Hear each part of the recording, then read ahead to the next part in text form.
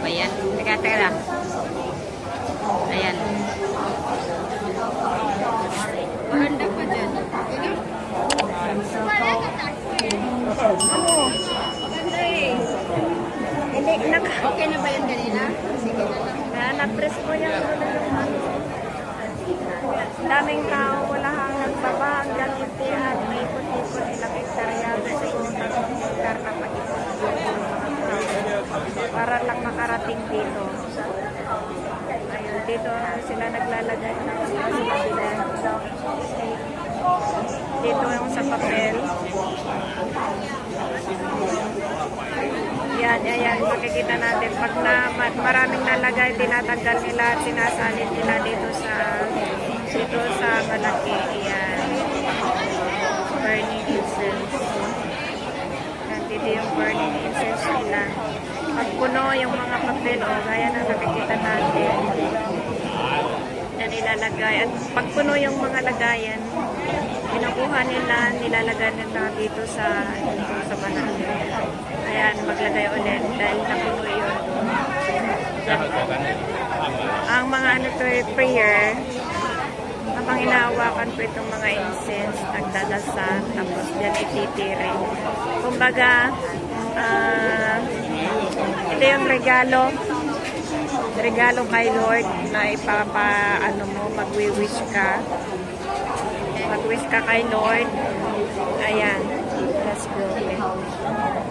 Ngayon, pauwi na po tayo. Ilang ikot pa na naman ito. Ilang ikot. Then pa OTO, nilalagay yung mga incense.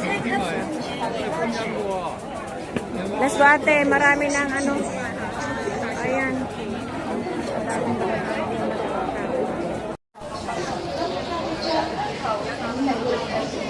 Dito po nilalagay yung mga stick. Ayan.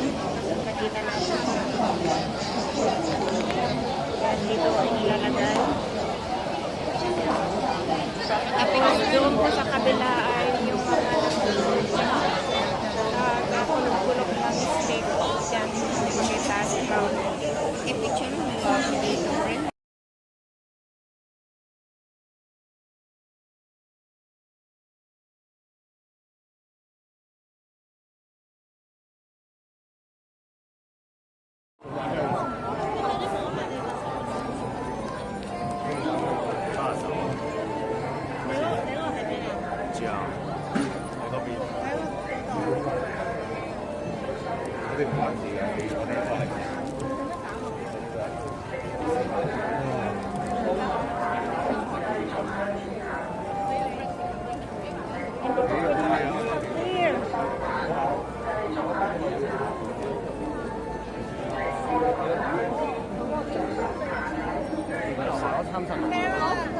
Ate!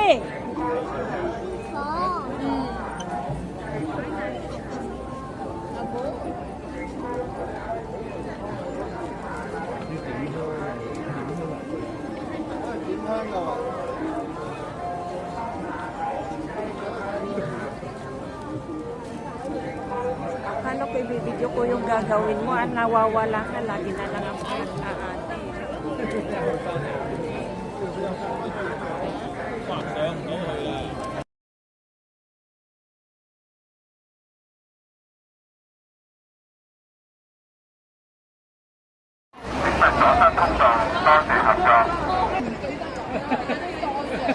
Wong Tai Sin, Siksik Temple Mall. Sa ngayon ang daming tao dahil Chinese New Year. Yan kadami-dami.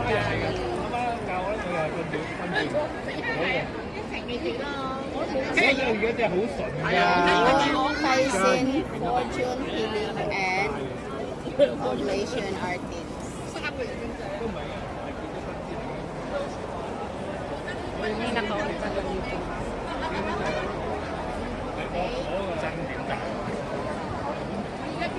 Dito, Wong Tai Sin, fortune telling and oblation artist. Ayan.